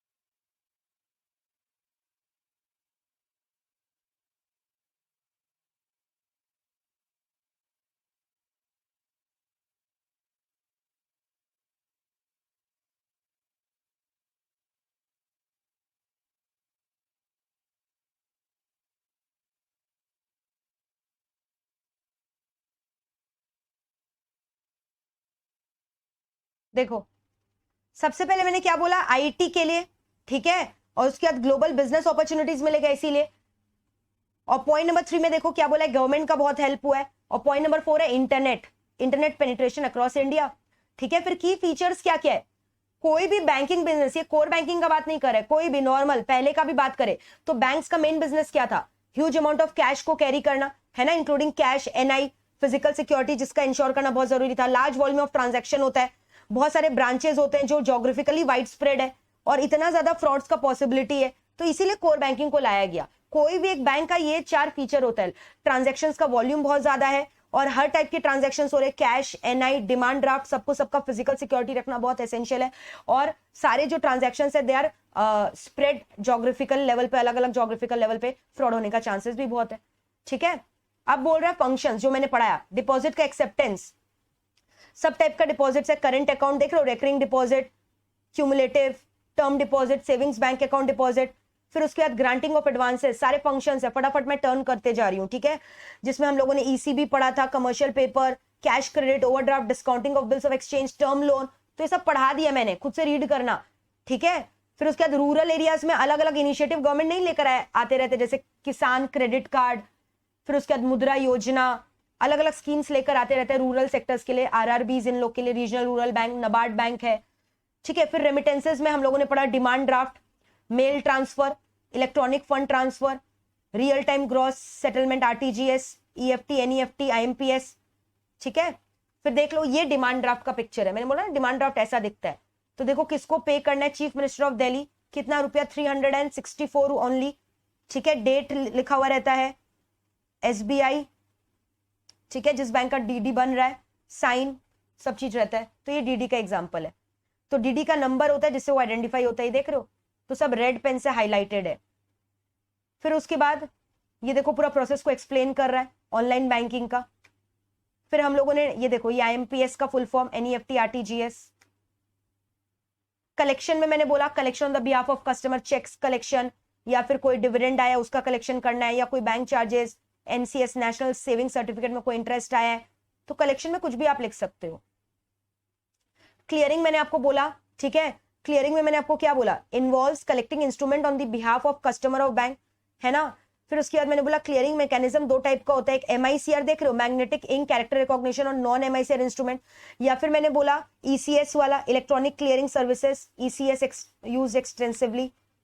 फिर ECS credit, ECS debit. ECS credit क्या है, बहुत सारे बेनिफिशियरी अकाउंट क्रेडिट हो जा रहे हैं एक टाइम में, किसी का सैलरी पेमेंट करना है, डिविडेंड डिस्ट्रीब्यूट करना है, पेंशन पेमेंट करना है। डेबिट में बहुत सारे अकाउंट एक संग डेबिट हो जा रहे हैं, है ना, एक ही अकाउंट से, tax collection, loan installment etcetera, तो वही चीज है। फिर उसके बाद letter of credit, letter of guarantee, हाँ ये मैं पढ़ाना भूल गई, ध्यान से सुनना, ये भी एक फंक्शन है जो बैंक आपको देता है। लेटर ऑफ क्रेडिट और लेटर ऑफ गारंटी क्या होता है। लेटर ऑफ क्रेडिट क्या होता है, for example DA has entered into an contract with Mr. X कि Mr. X is going to give certain services to DA, but I am a bit apprehensive कि Mr. X is going to discharge the services fully properly or not। एक contract में मैं enter की X के संग, X से मुझे कुछ सर्विसेज लेना है, बट मुझे X के क्रेडिबिलिटी पर डाउट है, मुझे नहीं लगता X मुझे सर्विसेज ठीक से देगा, तो इसलिए मैंने X को बोला जाओ बैंक से एक लेटर ऑफ क्रेडिट लेकर आओ कि अगर आप मेरे सर्विसेज को ठीक से नहीं दोगे या सर्विसेज नहीं दोगे, डिनायल ऑफ सर्विसेज कर दोगे मुझे, तो इन दैट केस आप मुझे कॉम्पनसेट करोगे, बैंक मुझे कॉम्पनसेट करेगा आपके बिहाफ में 1 करोड़ रुपया का लेटर ऑफ गारंटी लेकर आओ बैंक से। समझ में आया। सो इन दैट केस अगर मुझे मिस्टर X सर्विसेज नहीं देगा तो इन दैट केस मैं कंपनसेशन क्लेम करूंगी उसके बैंक से जाकर। बैंक से मुझे लेटर ऑफ क्रेडिट मिला है, तो letter of credit is acting as a guarantor to pay on the behalf of payee in case of denial of services, है ना। तो वही चीज बोल रहा है लेटर ऑफ क्रेडिट, जैसे बैंक गारंटीज होता है। समझ में आया। तो ये हो गया बैंक गारंटी। और लेटर ऑफ क्रेडिट होता है इंपोर्ट एक्सपोर्ट के बिजनेस में जनरली। लेटर ऑफ क्रेडिट किसके केस में होता है, इंपोर्ट एक्सपोर्ट केस के बिजनेस में। जैसे मान लो मैं एक इंपोर्टर हूं, मुझे यूएसए से गुड्स इंपोर्ट करवाना है, तो मेरे एक्सपोर्टर ने बोला कि आप आज ही रुपया दे दो एडवांस में, 7 दिन बाद गुड आपके डॉक में पहुंच जाएगा, तो मैं दे दूंगी क्या, नहीं। अब उसको भी गुड्स भेजने में डर लग रहा है, गुड्स भेज देंगे 7 दिन बाद पैसा आएगा नहीं आएगा, किसको भरोसा। तो एक्सपोर्टर ने बोला, एक्सपोर्टर बोले तो सेलर, यूएसए वाले सेलर ने बोला कि आप अपने बैंक से एक लेटर ऑफ क्रेडिट बनवा लो और दे दो कि अगर आपने फेल किया पेमेंट को तो आपका बैंक लायबल हो जाएगा आपके बिहाफ में पेमेंट करने के लिए। तो बैंक से मैंने एलसी बनवा ली और उसे भेज दिया पहले ही। किसको भेज दिया, इंपोर्टर को, एक्सपोर्टर को, सॉरी सेलर को। तो अब यूएस वाला एक्सपोर्टर को अगर पेमेंट नहीं करूंगी, मैं डिफॉल्ट करूंगी, तो यूएस वाला एक्सपोर्टर क्या करेगा, मेरे बैंक अकाउंट से जाकर रुपया क्लेम कर सकता है। That is called letter of credit which is happening in case of international trade. और बैंक गारंटी समझ गए, जब कोई बड़े कंपनी का काम करते हो बट मान लो आप अचानक से वो कॉन्ट्रैक्ट का टर्म्स कंडीशन अबाइड नहीं करोगे, कंपनी को लॉस हो जाएगा, तो कंपनी पहले से आपसे बैंक गारंटी साइन करवा के रखेगा। So that is called bank guarantee. और बैंक गारंटी आप देखना चाहोगे कैसा दिखता है, you want to see how a bank guarantee looks like. वहां सब कुछ लिखा रहेगा कि बैंक कितना अमाउंट देगा, कितना का गारंटी है, कब मिलेगा बैंक गारंटी, सब कुछ है, देखोगे।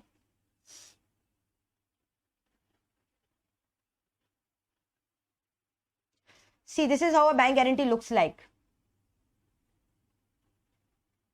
देखो बैंक गारंटी अमाउंट 5 लाख का बैंक गारंटी है। सेंचुरी प्लाईबोर्ड को एक कंपनी है, उसको बैंक गारंटी दिया गया है कि अगर सेंचुरी प्लाईबोर्ड को जो है, ये एक ट्रांसपोर्ट कंपनी का बैंक गारंटी है कि अगर ये ट्रांसपोर्ट कंपनी सेंचुरी प्लाईबोर्ड का ट्रक्स प्लेस नहीं करेगा टाइमली, तो इतना लाख रुपया का कंपनसेशन सेंचुरी प्लाईबोर्ड क्लेम कर सकता है बैंक से, एचडीएफसी बैंक से। एचडीएफसी बैंक का गारंटी है, देखो तो इस तरह से देखो सब कुछ दिया हुआ रहता है, ये बैंक गारंटी है, देख रहे हो।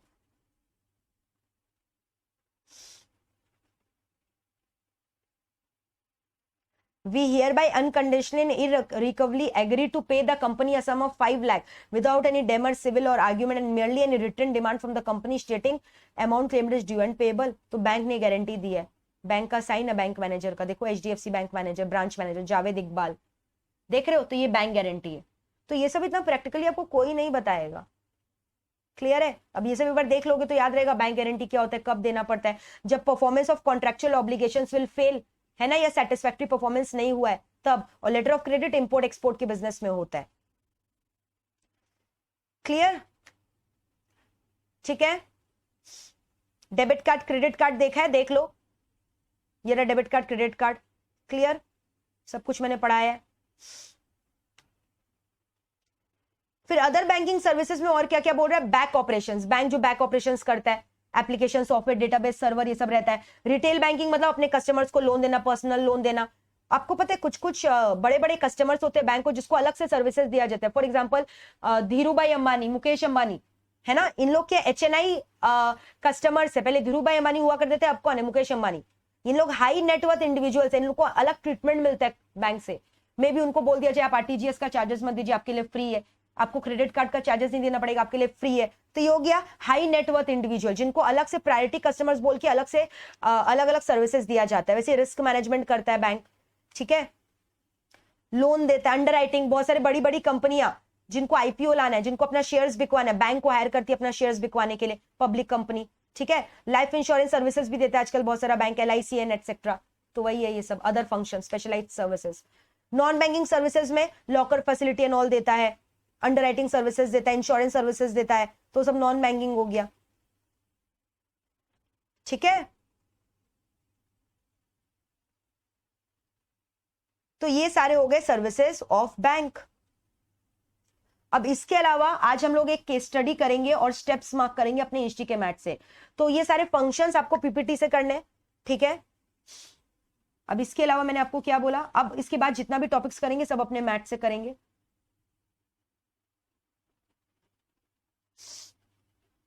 देखो आज हम लोगों ने इंटरनेट बैंकिंग का प्रोसेस किया, राइट। तो देखो सारे स्टेप्स को, सबसे पहले क्या करना पड़ता है, कस्टमर अप्लाई करता है इंटरनेट बैंकिंग के लिए, बताया ना। कस्टमर अंडरराइटिंग का मतलब क्या, शेयर्स बिकवाना। जैसे मान लो ए प्राइवेट लिमिटेड कंपनी था, अभी उसको पब्लिक लिमिटेड में कन्वर्ट होना है, यानी कि उसको अपना शेयर्स को सब्सक्राइब करवाना है कॉमन पब्लिक से, मार्केट से पैसा उठवाना है। You know first IPO market में कौन लेकर आया था, रिलायंस ही तो लेकर आया था।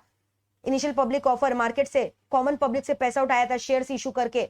तो अब एक नया कंपनी है, उसके शेयर्स के बारे में कोई जानते नहीं है, तो उस कंपनी को अपना शेयर्स बिकवाना है, पब्लिसिटी करवाना है, तो बैंक को हायर कर लेगा अपना अंडरराइटिंग एजेंट। बैंक कमीशन लेगा और उसका शेयर्स बिकवाने में हेल्प करेगा। बैंक खुद कंपनी का शेयर्स नहीं खरीद रहा है, बैंक दूसरे प्रोस्पेक्टिव शेयर होल्डर को शेयर बिकवा रहा है, क्योंकि बैंक का बहुत अच्छा जान पहचान है। तो बैंक के जितने भी कस्टमर्स आएंगे बैंक के पास, तो बैंक बोलेगा, ICICI बैंक बोलेगा कि ये XYZ कंपनी है ना, इसका शेयर बहुत बवाल है, खरीद लो, बिकवाने में हेल्प कर underwriting. So it is acting as an underwriting agent, ठीक है। तो देखो इंटरनेट बैंकिंग का प्रोसेस जो मैंने समझाया था, सबसे पहले कस्टमर अप्लाई करता है, ID पासवर्ड आता है उसको, फिर मैंने बोला ID पासवर्ड को चेंज कर लेना आफ्टर फर्स्ट लॉगिन, है ना। फिर उसके बाद आप उसको एक्सेस कर सकते हो वेबसाइट से। उसके लिए आपको वेब ब्राउजर का दरकार है, browser like Chrome, Firefox, internet explorer, है ना। तो ब्राउजर हो गया सेकेंड पॉइंट की, वेब ब्राउजर का दरकार है। फिर उसके बाद web server, secured web server, ठीक है। और वेब सर्वर खाली उसी को मिलेगा, उसी को एक्सेस करने मिलेगा जिनको बैंक अलाउ करेगा, ऑथराइज्ड यूजर्स। तो अनऑथराइज्ड यूजर के लिए वो फायरवॉल लगा के रखता है, वो तो पहले ही पढ़ाया था, फायरवॉल से प्रोटेक्टेड रहता है, ठीक है। फिर उसके बाद क्या हो रहा है, वेबसाइट में आप एक्सेस करोगे वेब ब्राउजर के जरिए, तो आप वेब सर्वर को एक्सेस कर सकोगे, होम पेज आ जाएगा, ठीक है। लेकिन ये खाली जनरल पब्लिक के लिए आएगा। अभी क्या है, पूरा सब कुछ डिस्प्ले नहीं होगा। अगर आपको कंपनी का मेन अंदर में जाना है अपना सर्विसेज को अवेल करने के लिए, तब ID पासवर्ड डालना पड़ेगा। फिर ID पासवर्ड प्लेन टेक्स्ट में नहीं आता, मैंने आपको बोला इनक्रिप्टेड फॉर्म रहता है। दिखाया ना आपको, दिखाया मेरा पासवर्ड, जब मैंने ID पासवर्ड डाला आपको दिखाई दिया मेरा पासवर्ड क्या था, देखा आपने password. Don't tell me that you have seen the password, ठीक है। तो पासवर्ड एनक्रिप्टेड था, क्लियर है। फिर जैसे ही आप करते हो तो इसको अप्रूव कौन करता है, इंटरनेट बैंकिंग एप्लीकेशन सर्वर, मैंने बोला था ना, जो कि किससे अप्रूवल देखता है, कहां से देखता है data, internet banking database server में है, वहां से देखता है। तो इससे क्या होता है, ऑथेंटिकेशन हो जाता है। तो ये सब वेरीफाई हो गया। फिर वेरीफाई होने के बाद अगर टैली नहीं होगा तो एक्सेस डिनाइड हो जाएगा, इनकरेक्ट ID पासवर्ड, और फिर 3-4 मिस्टेक के बाद ब्लॉक कर दिया जाता है आपके अकाउंट को। तो वही यहाँ पे लिखा हुआ है 3 अटेम्प्ट्स अलाउड रहते हैं, 3 सच अटेम्प्ट्स आर अलाउड, ठीक है। फिर उसके बाद ऑथेंटिकेशन के बाद आपको कनेक्ट कर दिया जाएगा ना IBS सर्वर से, क्लियर है। फिर उसके बाद आपको जो भी फैसिलिटी एंजॉय करना है, लाइक पासवर्ड चेंज करना है, balance inquiry, fund transfer, chequebook का रिक्वेस्ट, स्टॉप पेमेंट, जो भी करना है आप कर लो। फिर आप एक सर्विसेज को चूज कर लिए, फिर उसके बाद फर्दर उसको प्रोसेसिंग कौन करता है? Internet banking application software.